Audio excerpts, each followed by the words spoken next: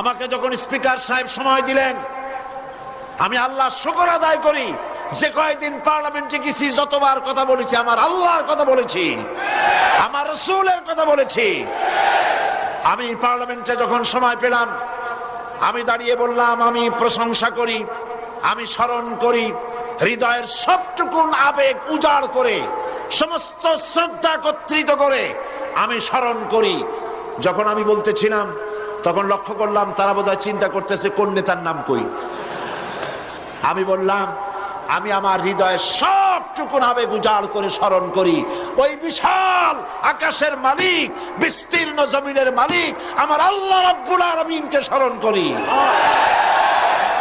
পার্লামেন্টে সেই দিন আমি সব থেকে বেশি পরিতৃপ্ত হয়েছিলাম, কারণ আমি আমার আল্লাহর নাম পার্লামেন্টে চিৎকার দিয়ে বলতে পেরেছি। সুতরাং